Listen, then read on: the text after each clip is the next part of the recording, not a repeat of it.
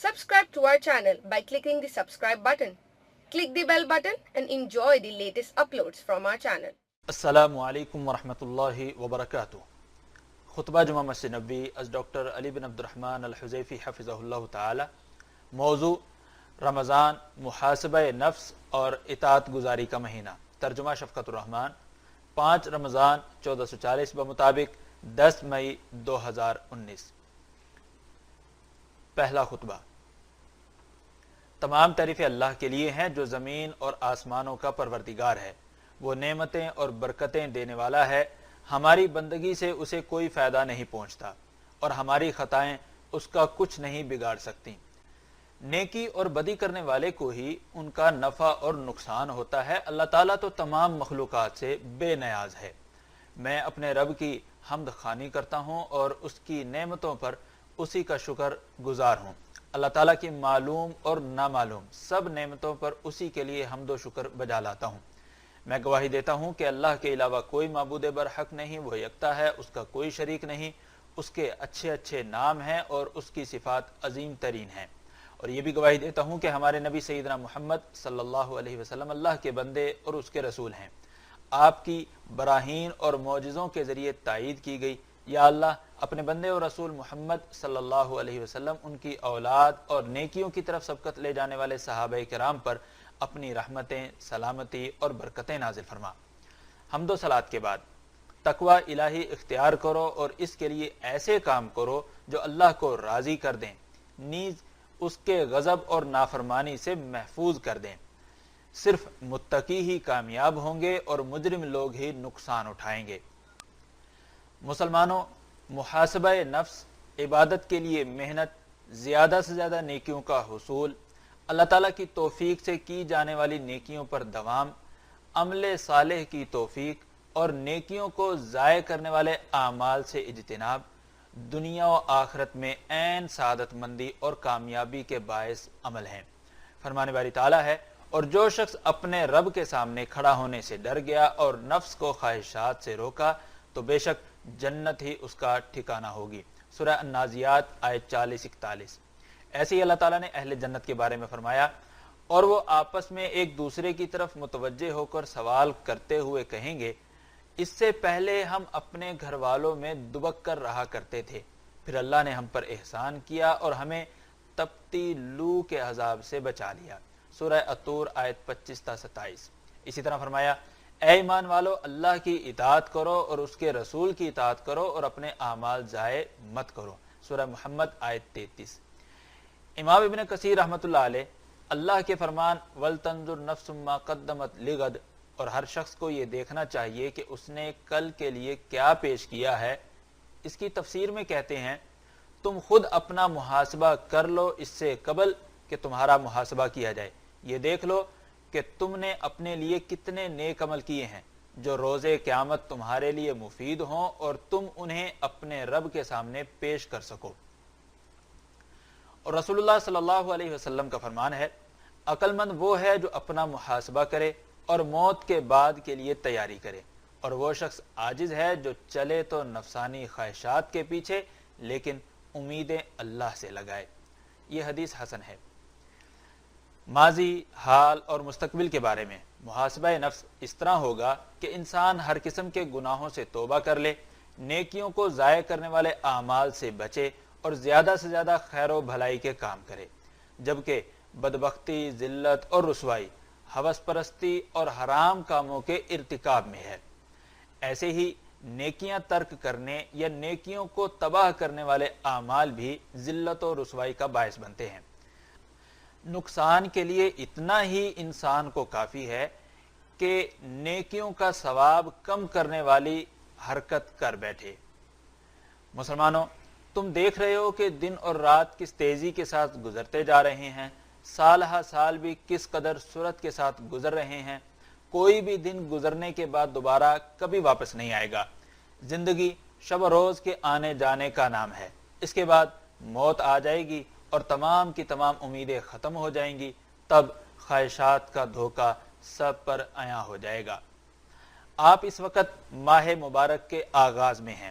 اللہ تعالیٰ نے تم پر خیر و بھلائی کے دروازے کھول دیے ہیں اور اس کے اسباب بھی مہیا کر دیے ہیں، اس لیے تم خیر و بھلائی کے دروازوں سے داخل ہو جاؤ اور اپنے آپ کو تباہی اور مہلک دروازوں سے بچاؤ۔ اللہ تعالیٰ کا فرمان ہے، اے ایمان والو، اسلام میں پورے کے پورے داخل ہو جاؤ اور شیطان کے قدموں پر مت چلو، بے شک وہ تمہارا کھلا دشمن ہے۔ سورہ البقرہ آیت 208۔ مسلمانوں، نعمت ایمان اور نعمت قرآن کی تعظیم کرو، کیونکہ ایمان اور قرآن سے بڑھ کر کسی کو کوئی نعمت ملی ہی نہیں۔ جو بھی مسلمان رمضان میں ایمان کے ساتھ اور ثواب کی امید سے روزے رکھے تو وہ لازمی طور پر ایمان پا لیتا ہے، اسے قرآن کی برکتیں بھی حاصل ہو جاتی ہیں۔ قرآن والے وہ ہیں جو قرآن پر عمل کریں چاہے وہ قرآن کے حافظ نہ ہوں، اور جو شخص قرآن پر عمل نہ کرے تو وہ قرآن والا نہیں ہے، چاہے وہ قرآن کا حافظ ہی کیوں نہ ہو۔ رمضان میں قرآن کریم کا نزول امت مسلمہ کے لیے ہدایت و رحمت والی عمومی اور ہر فرد کے لیے خصوصی نعمت ہے۔ یہ نعمت خوشحال زندگی کی بھی ضامن ہے، تو روزوں کے مہینے میں قرآن کریم کا نزول خیر و برکت اور سعادت مند زندگی کا نقطہ آغاز اور آخرت میں بلند درجات پا کر کامیابی حاصل کرنے کا راز ہے۔ قرآن کریم سے روشنی ملتی ہے اور اندھیرے چھٹ جاتے ہیں۔ قرآن کریم جہالت اور گمراہی کا خاتمہ کرتا ہے۔ اللہ تعالیٰ کا فرمان ہے، اور اسی طرح ہم نے اپنے حکم سے ایک روح آپ کی طرف وحی کی، اس سے پہلے آپ یہ نہیں جانتے تھے کہ کتاب کیا چیز ہے اور ایمان کیا ہوتا ہے، لیکن ہم نے اس روح کو ایک روشنی بنا دیا۔ ہم اپنے بندوں میں سے جسے چاہیں اس روشنی سے راہ دکھا دیتے ہیں، اور بلا شبہ آپ سیدھی راہ کی طرف رہنمائی کر رہے ہیں۔ سورہ الشورى آیت 52۔ ایسے ہی اللہ تعالیٰ کا فرمان ہے، اے لوگو، بلا شبہ تمہارے پاس تمہارے رب کی طرف سے ایک واضح دلیل آئی ہے، اور ہم نے تمہاری طرف ایک واضح نور نازل کیا ہے۔ اب جو لوگ اللہ پر ایمان لے آئے اور اس نور کو مضبوطی سے تھامے رہے، انہیں اللہ اپنی رحمت اور فضل میں شامل کرے گا اور انہیں اپنی طرف آنے کی سیدھی راہ دکھا دے گا۔ سورہ النساء آیت 74 اور 175۔ چنانچہ اس امت کے اولین یا بعد میں آنے والے افراد میں سے جو بھی قرآن مجید پر ایمان لایا تو اس نے قرآن کریم کی عمومی اور مکمل نعمت کا شکر بھی ادا کر دیا، نیز انفرادی طور پر ملنے والی نعمت ایمان کا بھی شکر ادا کر دیا، جبکہ قرآن پر ایمان نہ لانے والا تمام نعمتوں کی ناشکری کرتا ہے اور جہنم میں بھی وہ ہمیشہ رہے گا۔ اللہ تعالیٰ کا فرمان ہے، اقوام عالم میں سے کوئی بھی اس کا انکار کرے گا تو اس کا ٹھکانہ آگ ہے۔ سورہ ہود آیت 17۔ ایسے ہی اللہ تعالیٰ کا فرمان ہے، اور جو بھی اس کے ساتھ کفر کرے گا تو یہی لوگ خسارہ پانے والے ہیں۔ سورہ البقرہ آیت 121۔ ایک اور مقام پر فرمایا، بلا شبہ جن لوگوں نے ہماری آیات کو جھٹلایا اور اکڑ کر بیٹھے رہے، ان کے لیے نہ تو آسمان کے دروازے کھولے جائیں گے اور نہ ہی وہ جنت میں داخل ہو سکیں گے، تاں کہ اونٹ سوئی کے ناکے میں داخل ہو جائے، اور ہم مجرموں کو ایسے ہی سزا دیا کرتے ہیں۔ ان کے لیے بچھونا بھی جہنم کا ہوگا اور اوپر سے اوڑھنا بھی جہنم کا، اور ہم ظالموں کو ایسے ہی سزا دیا کرتے ہیں۔ سورہ الاعراف آیت 40 اور 41۔ ہم پر اللہ تعالیٰ کی رحمت ہے کہ اس نے اپنی حکمت اور علم کے مطابق ہم پر رمضان المبارک کے روزے فرض فرمائے، پھر رسول اللہ صلی اللہ علیہ وسلم نے اس ماہ میں قیام اللیل بھی فرمایا اور ماہ رمضان کے خصوصی فضائل بتلائے۔ اس طرح ماہ رمضان میں بڑی بڑی عبادات اور نیکیاں یکجا ہو گئیں۔ پھر اللہ تعالیٰ نے اس ماہ میں اعمال کا اجر بھی بڑھا دیا تاکہ مسلمان نعمت قرآن اور نعمت ایمان پر اللہ عز و جل کا شکر ادا کریں۔ نعمت عطا کرنے والے کا شکر واجب ہے تاکہ اللہ تعالیٰ نعمت کو زائل ہونے سے محفوظ فرما دے اور ہمیں دنیا و آخرت میں ڈھیروں مزید نعمتیں عطا فرمائے۔ اللہ تعالیٰ کی نعمتوں کا شکر اللہ کی مختلف عبادات بجا لانے سے ہوگا۔ ان میں سے عظیم ترین عبادت عقیدہ توحید ہے۔ اسی طرح اللہ تعالیٰ کی مخلوق کے ساتھ بھلائی کرنے سے بھی اللہ کی نعمتوں کا شکر ادا ہوگا۔ اللہ تعالیٰ نے اپنے نبی کو فرمایا، بے شک ہم نے آپ کو خیر کثیر عطا کی پس آپ اپنے رب کے لیے نماز پڑھیں اور قربانی کریں۔ سورہ الکوثر آیت 1 اور 2۔ یہاں کوثر سے مراد اتنی زیادہ خیر و بھلائی مراد ہے جس کا احاطہ صرف اللہ ہی کر سکتا ہے۔ اسی خیر میں جنت کی ایک نہر بھی ہے جسے کوثر کہتے ہیں۔ تو اللہ تعالیٰ نے ہمارے نبی صلی اللہ علیہ وسلم کی رہنمائی فرمائی کہ مختلف عبادات کے ذریعے نعمتوں کا شکر ادا کریں اور خلقت کے ساتھ مختلف قسم کے احسانات والے کام کریں۔ اس پر ہمارے نبی سیدنا محمد صلی اللہ علیہ وسلم نے عبادت اور احسان کے تمام مقامات کا حق ادا کر دیا اور اللہ تعالیٰ کے حکم کی بجا آوری کامل ترین انداز میں فرمائی۔ تو ہماری دعا ہے کہ اللہ تعالیٰ ہماری طرف سے ہمارے نبی جناب محمد صلی اللہ علیہ وسلم کو تمام انبیاء کرام کو ملنے والے بدلے سے بھی زیادہ بہترین بدلہ عطا فرمائے۔ آپ نے پیغام رسالت پہنچا دیا، امانت ادا کر دی اور امت کی خیرخواہی فرمائی۔ اسی طرح اللہ تعالیٰ نے موسیٰ علیہ السلام کے لیے فرمایا، جو کچھ میں نے تمہیں دیا اس پر عمل پیرا ہو جائیں اور میرا شکر کرنے والوں میں شامل ہو جائیں۔ سورہ الاعراف آیت 144۔ اللہ تعالیٰ کا فرمان ہے، اے آل داود، ان نوازشوں کے شکر میں نیک عمل کرو، میرے بندوں میں سے شکر گزار کم ہی ہوتے ہیں۔ سورہ سبا آیت 13۔ اس آیت کی تفسیر میں کچھ مفسرین کا کہنا ہے کہ دن اور رات کی کوئی بھی گھڑی ایسی نہیں گزرتی کہ جس میں داؤد علیہ السلام کی آل میں سے کوئی رکوع یا سجدے کی حالت میں نہ ہو۔ اور جس وقت اللہ تعالیٰ نے مریم علیہ السلام پر ہونے والی نعمتیں شمار کروائیں تو انہیں بھی شکر ادا کرنے کا حکم دیا اور فرمایا، اے مریم، اپنے رب کی اطاعت کر اور سجدہ کر اور رکوع کرنے والوں کے ساتھ رکوع کر۔ اسی طرح اس امت کے افضل ترین افراد رسول اللہ صلی اللہ علیہ وسلم کے صحابہ کرام رضی اللہ عنہم کے بارے میں اللہ تعالیٰ نے فرمایا، تم انہیں رکوع و سجود کرتے ہوئے اور اللہ کے فضل اور اس کی رضا تلاش کرتے ہوئے دیکھو گے۔ سورہ الفتح آیت 29۔ تو رمضان اور غیر رمضان میں عبادات نعمت قرآن اور نعمت ایمان پر اللہ کا شکر ہیں۔ قرآن کریم کا رمضان میں روح پر بڑا ہی گہرا اثر ہوتا ہے۔ اس کی وجہ یہ ہے کہ روزے کی بدولت برائی کے اسباب کمزور پڑ جاتے ہیں اور نیکیوں کے اسباب قوی ہو جاتے ہیں۔ اسی طرح شیطان کا تسلط بھی کمزور ہو جاتا ہے۔ اس لیے رمضان میں زیادہ سے زیادہ قرآن کریم کی تلاوت کریں۔ مسلمانوں کے حالات کی بہتری قرآن و سنت سے ہی ممکن ہے۔ دنیا جہان کے اول تا آخر تمام مفکرین، چاہے زندہ ہوں یا مردہ، سب کے سب بھی کسی عالمی بحران کے حل کے لیے جمع ہو جائیں تو انہیں اس کا حل نہیں ملے گا، لیکن قرآن کریم نے ہر قسم کے بحران کا مبنی برحق حل بیان کیا ہے۔ آپ اللہ تعالیٰ کے بارے میں عقیدے کے مسائل ہی دیکھ لیں، اسماء و صفات اور عبادت سے متعلق اللہ تعالیٰ کے حقوق دیکھیں، ان میں آپ کو کتنے نظریات ملیں گے، انہیں شمار نہیں کیا جا سکتا۔ تو ان تمام نظریات میں سے حق وہی ہے جو قرآن کریم نے کہہ دیا ہے۔ اسی طرح پوری دنیا کے اقتصادی بحران نے بھی سب اقتصادی ماہرین کو جھنجھوڑ کر رکھ دیا۔ اس کے متعلق بھی حق بات وہی ہے جو قرآن نے کہہ دی، بلکہ کچھ غیر مسلم ماہرین نے اسلامی شریعت سے جزوی فائدہ اٹھایا ہے۔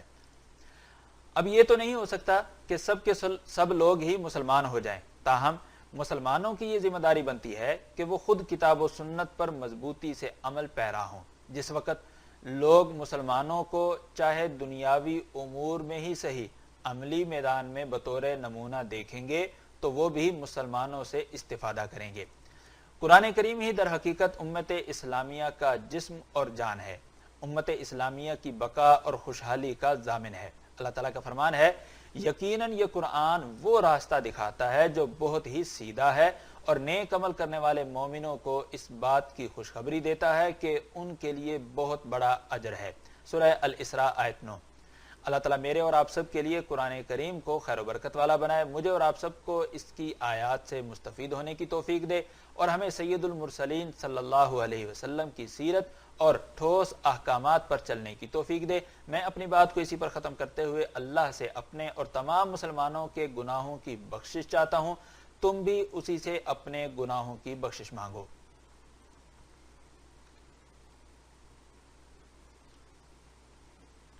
دوسرا خطبہ۔ تمام تعریفیں اللہ رب العالمین کے لیے ہیں، وہی پہلی بار پیدا کرنے والا اور دوبارہ پیدا کرنے والا ہے۔ وہ جو چاہتا ہے کر گزرتا ہے، میرے ہی رب کی بادشاہی ہے اور تعریفیں اسی کے لیے ہیں، اور جو چاہے وہ فیصلے فرماتا ہے۔ اس کے فضل پر میں اسی کی حمد خوانی اور شکر بجا لاتا ہوں اور اس سے مزید فضل کا سوالی ہوں۔ میں گواہی دیتا ہوں کہ اس کے علاوہ کوئی معبود برحق نہیں، وہ اکیلا اور یکتا ہے، اس کا کوئی شریک نہیں، وہی مولا اور قابل تعریف ہے۔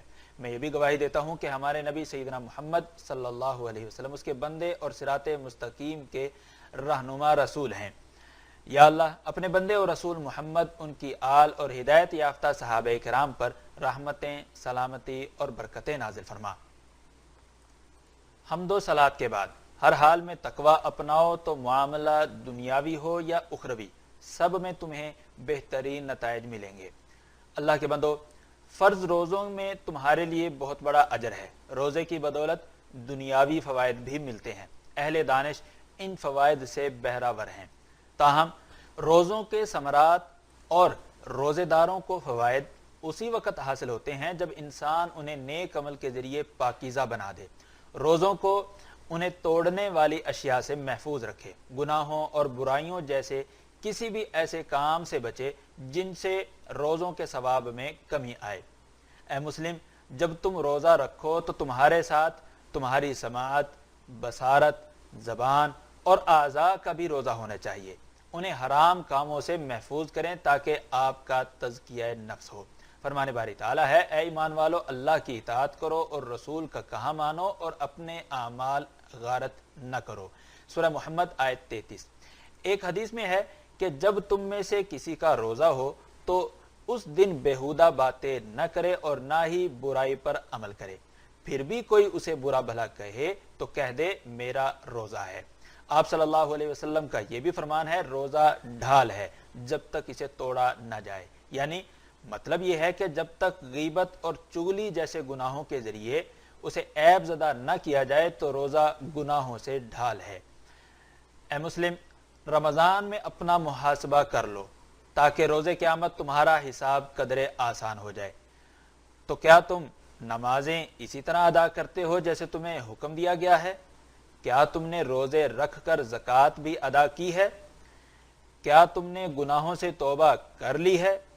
کیا تم نے سود خوری اور دیگر روزی کے حرام ذرائع چھوڑ دیے ہیں؟ کیا تم نے صلہ رحمی کی ہے؟ کیا تم نے والدین کے ساتھ حسن سلوک کیا ہے؟ کیا تم نے امر بالمعروف اور نہی عن المنکر کا فریضہ سر انجام دیا ہے؟ کیا تم نے ہدایت یافتہ بننے کے لیے سیرت طیبہ پر چلنے کی مکمل کوشش کی ہے؟ اللہ تعالیٰ کا فرمان ہے، اے ایمان والو، اللہ سے ڈرتے رہو اور سیدھی بات کیا کرو، تو اللہ تعالیٰ تمہارے اعمال کو بہتر کر دے گا اور تمہارے گناہ معاف فرما دے گا۔ اور جس شخص نے اللہ اور اس کے رسول کا کہا مان لیا، اس نے بڑی کامیابی حاصل کر لی۔ سورہ احزاب آیت 70 اور 71۔ اللہ کے بندو، یقیناً اللہ اور اس کے فرشتے نبی پر درود بھیجتے ہیں، اے ایمان والو تم بھی ان پر درود و سلام پڑھو۔ آپ صلی اللہ علیہ وسلم کا فرمان ہے، جو شخص مجھ پر ایک بار درود پڑھے گا تو اللہ تعالیٰ اس پر 10 رحمتیں نازل فرمائے گا۔ اس لیے سید الاولین والآخرین اور امام المرسلین پر درود پڑھو۔ اللہم صلی علی محمد وعلی آل محمد کما صلیت علی ابراہیم وعلی آل ابراہیم انکا حمید مجید۔ اللہم بارک علی محمد وعلی آل محمد کما بارکت علی ابراہیم وعلی آل ابراہیم انکا حمید مجید وسلم تسلیما کثیرا۔ یا اللہ تمام صحابہ کرام سے راضی ہو جا۔ یا اللہ ہدایت یافتہ خلفائے راشدین ابو بکر، عمر، عثمان اور علی سے راضی ہو جا۔ تابعین کرام اور قیامت تک ان کے نقش قدم پر چلنے والے تمام لوگوں سے راضی ہو جا۔ یا اللہ ان کے ساتھ ساتھ اپنی رحمت اور کرم کے صدقے ہم سے بھی راضی ہو جا یا ارحم الراحمین۔ یا اللہ اسلام اور مسلمانوں کو غلبہ عطا فرما۔ یا اللہ اسلام اور مسلمانوں کو غلبہ عطا فرما۔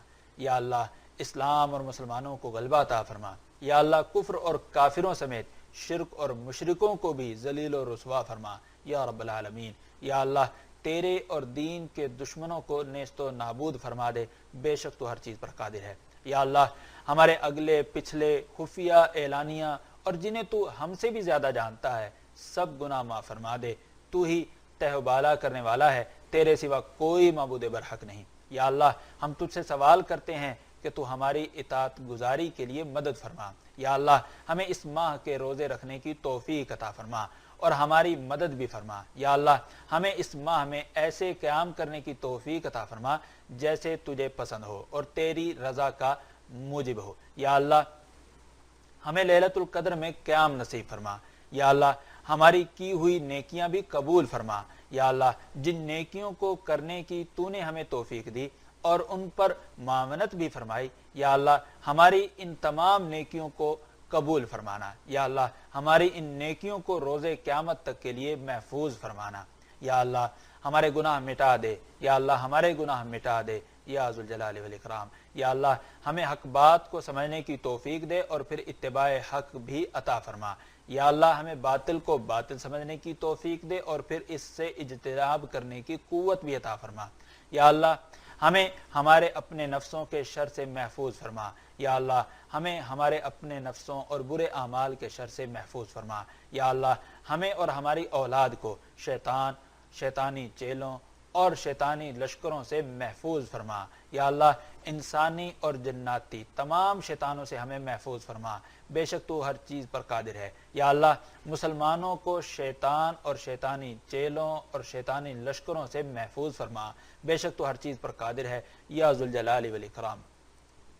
یا اللہ ہمارے دلوں کو نفاق سے اور ہماری آنکھوں کو خیانت سے پاک فرما دے۔ یا اللہ اپنی رحمت کے صدقے ہمیں ہمارے اپنے نفسوں اور برے اعمال کے شر سے محفوظ فرما یا ارحم الراحمین۔ یا اللہ تمام مسلمان فوت شدگان کی مغفرت فرما دے۔ یا اللہ تمام مسلمان فوت شدگان کی مغفرت فرما دے۔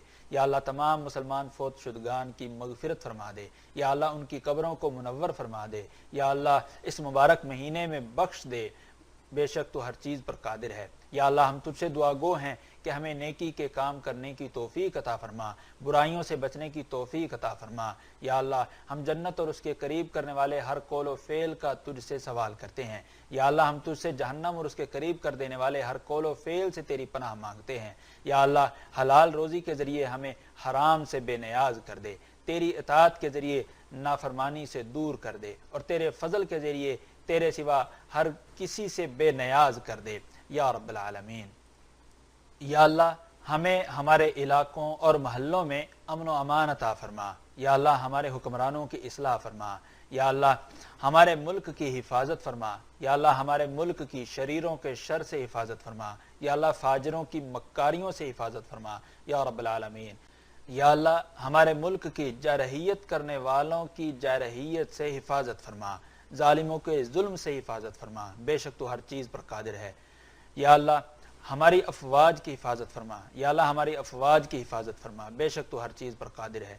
یا اللہ خادم حرمین شریفین کو تیرے پسندیدہ کام کرنے کی توفیق عطا فرما۔